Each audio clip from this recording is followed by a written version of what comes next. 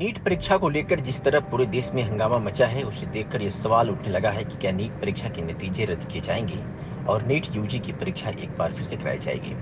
बता दें कि जब नीट यूजी के पेपर हो रहे थे, उस समय भी कई जगहों पर पेपर लीक की सूचनाएं आई थी। तब भी तमाम अभ्यर्थियों ने इसको कैंसिल करने और दोबारा पेपर कराने की मांग की थी, लेकिन उस समय इस पर कुछ हुआ नहीं। अब रिजल्ट जब आया है तो एक बार फिर यह मामला गर्म हो गया है। कानपुर के कोचिंग मंडी के टीचर आशीष श्रीवास्तव से आइए समझते हैं क्या है पूरा मामला। उत्तर प्रदेश सरकार शिक्षा को लेके जहां बड़े बड़े दावे कर रही है, वहीं अगर हम कानपुर की बात करें तो कानपुर में आज के दिन काका जो कोचिंग मंडी के छात्र और टीचर सड़क पर उतर के प्रदर्शन कर रहे हैं। आखिर क्या ऐसा कारण है कि जो पढ़ने वाले छात्र को न्याय मांगना पड़ रहा? हमारे साथ बात करने के लिए काका देव के टीचर है आशीष जी, आइए उनसे बात करते हैं क्या है पूरा मामला। नमस्कार भैया अभी नीट का रिजल्ट आया, नीट 2024 का एनटीए पेपर कंडक्ट कराती है।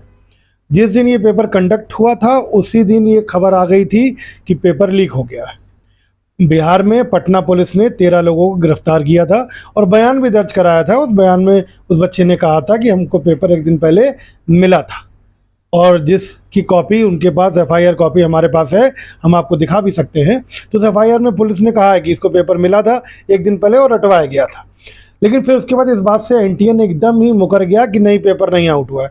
जबकि 4 बजे कुछ पेपर बाहर पाए गए थे।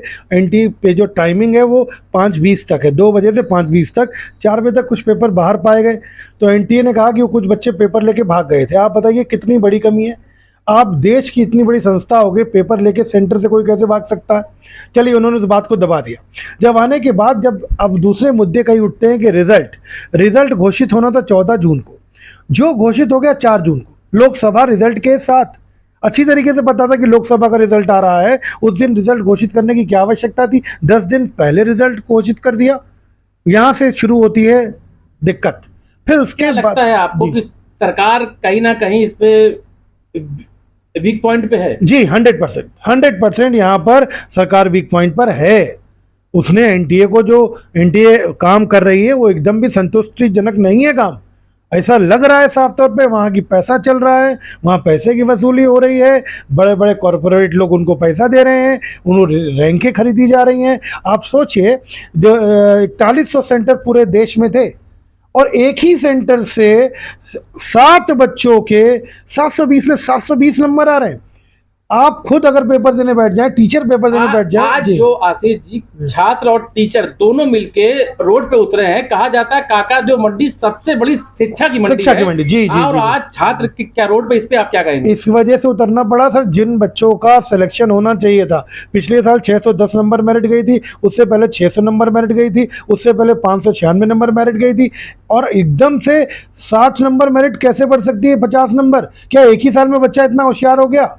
और जो आप आश्चर्य करेंगे, 720 में 720 नंबर 67 बच्चों के हैं, 67 स्टूडेंट के, जो पॉसिबल नहीं है। ये क्या लगता है आपको कि पेपर आउट हुआ है? नकल माफिया? हाँ, नकल माफिया पूरा हावी है।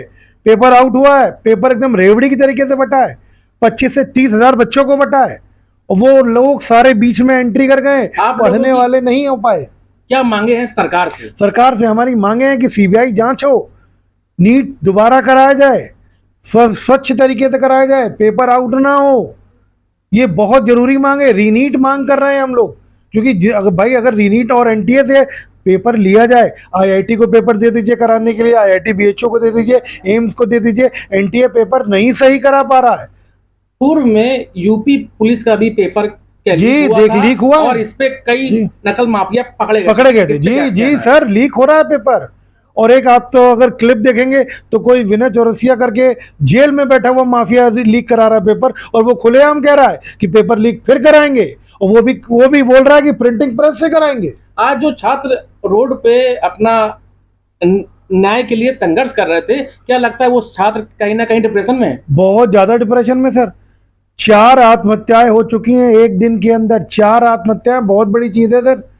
आप उन बच्चों, और जिनके अच्छे नंबर आ रहे हैं 620, 630, 640, जो अपने घर पे जश्न मना चुके हैं कि हम सेलेक्ट हो जाएंगे, रात भर आंखें सुजा के बच्चा पढ़ता है सर। योगी सरकार दावे कर रही है कि यूपी में नकल माफिया खत्म हो रहे हैं, इस पे क्या कहेंगे? नहीं सर, ऐसा तो नहीं है, ये ऐसा तो नहीं है, खत्म नहीं, वरना यूपी पुलिस का पेपर फिर नीट का पेपर इस तरीके से पेपर आउट तो नहीं होता। अब आगे आपकी क्या अच्छा रणनीति है? सर हमारी रणनीति ये है कि देखिए, हम लोगों ने डीएम को ज्ञापन भी देना है, आज विरोध हुआ है, हम लोग सोशल मीडिया पे पूरा विरोध कर रहे हैं, हर कई सरकारें भी, कई पार्टियां भी हमारे साथ आ गई हैं, कई बड़े बड़े पत्रकार भी हमारे साथ हैं जो लगातार सोशल मीडिया पे ट्वीट कर रहे हैं। राहुल गांधी जी ने भी कहा है और आम आदमी पार्टी ने भी आज ट्वीट किया है। रिजल्ट सुप्रीम हाई कोर्ट ने भी रोक लगा दी है काउंसलिंग पर, तो लोग हमारी बात सुन रहे हैं, हाई कोर्ट हमारी बात सुन रही है और सुप्रीम कोर्ट भी बहुत जल्दी हमारी बात सुनेगी। क्या लगता है, अभी आपने कहा कि राहुल गांधी ने इस मुद्दे को उठाया, अगर राहुल गांधी अभी जो चुनाव का रिजल्ट आया है उसमें उनकी कई सीटें आई हैं जी जी, और अगर वो भविष्य में पीएम होंगे तो क्या लगता है कि ये नकल माफिया पे वो कसेगा? करना चाहिए। जिस तरीके से उन्होंने पेपर आउट होने के बाद ही मुद्दा उठाया था कि नीट का पेपर कैसे आउट हो गया, ये घटना 1 महीने पहले की है। उन्होंने 1 महीने पहले ही ट्वीट किया और बोला है कि नीट का पेपर आउट होना सरकार का नाकामयाबी का है, पुलिस का पेपर आउट होना सरकार की नाकामयाबी को दिखा रहा है।